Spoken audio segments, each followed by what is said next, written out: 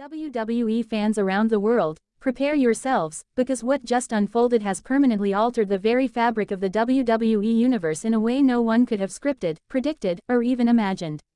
Roman Reigns, the reigning tribal chief and arguably the most dominant force in sports entertainment today, has finally broken his silence and revealed the identity of the mystery partner he's been teasing for weeks. And what happened next shook the arena, shook the locker room, and shook the foundation of WWE to its core. For months, fans have been holding their breath, dissecting promos, reading between every line, replaying every hint Roman dropped, speculating endlessly about who would be worthy enough, powerful enough, dangerous enough to stand at the side of the head of the table during one of the most volatile periods in bloodline history.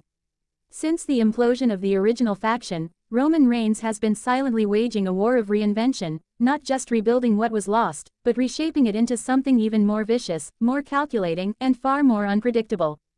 The signs were all there if you knew where to look. Solo Sikoa stepping out on his own and leading a faction with ruthless precision, the shocking appearances of Tama Tonga and Tangaloa, and the silent, almost menacing presence of Jeff Cobb.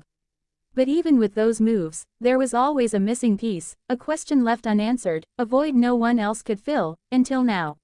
Meanwhile, chaos has been brewing across the WWE landscape. Seth Rollins, clutching the Money in the Bank briefcase like a loaded weapon, has been lurking like a shadow, waiting for the right moment to strike. Braun Breaker and Bronson Reed have been wreaking havoc, tearing through anyone who gets in their way like wrecking balls with no direction. And then there's Paul Heyman, the Devil's Whisperer, whose manipulations have only gotten more unhinged, more untraceable, and more devastating as he continues to pull strings from the shadows. The chessboard has been reset, and the players are moving into position for what may be the most explosive war in WWE history. The moment finally arrived on an electrifying episode of SmackDown, when the lights dropped and the crowd was frozen in eerie anticipation. Roman Reigns' music hit, but it wasn't just any entrance. The thunder of his arrival was loaded with a sense of purpose, of finality, of something deeply ominous.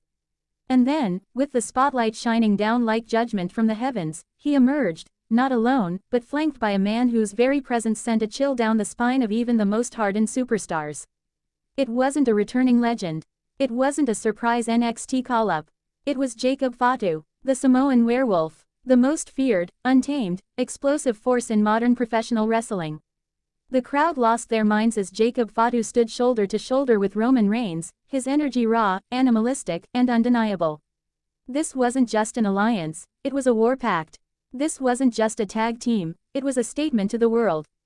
A declaration that the bloodline isn't just back, it's evolved. Paul Heyman stood ringside with a smirk that sent chills down every spine watching, because that grin didn't just scream satisfaction, it screamed warning. With Jacob Fatu now aligned with Roman Reigns, the bloodline has transcended its former form. It's no longer about unity, it's about dominance, destruction, and dynasty. Jacob Fatu doesn't play by rules. He breaks them. He doesn't walk into a locker room, he kicks the door off its hinges. His track record outside WWE is a trail of broken bodies and scorched earth, and now he's bringing that fury into the heart of the WWE machine. But the timing of his arrival is even more dangerous. Solo Sikoa has carved his own path, once the silent enforcer, now the rebellious leader of his own wing of the family. The tension between Solo and Roman hasn't just been growing, it's been boiling, and Jacob Fatu's entrance into the mix pours gasoline on that fire. Will Solo stand down and accept Roman's new order? Or are we headed for an all-out Samoan civil war that will tear the bloodline apart from within? And then there's Seth Rollins, watching, waiting, calculating.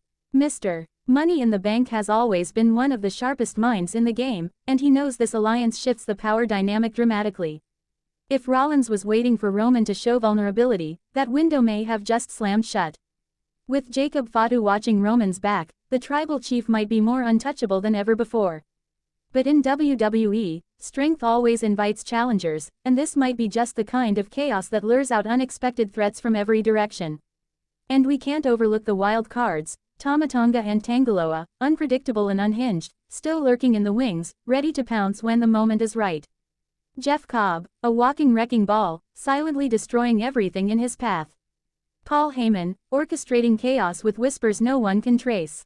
SummerSlam has gone from a premium live event to a battlefield, and this war will not be clean, contained, or merciful. It will be raw, personal, and earth-shattering. Roman Reigns didn't just rebuild the bloodline, He reforged it in darkness, in secrecy, and now he's unleashed it with the fury of a god returning from exile.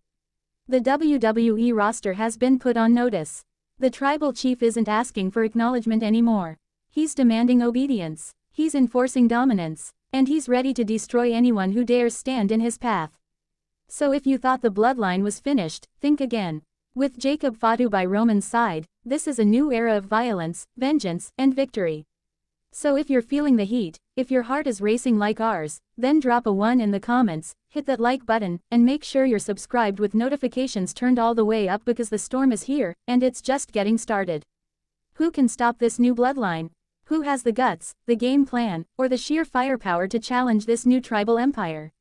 Let us know below, because SummerSlam may be the battlefield, but the war for WWE's soul has only just begun.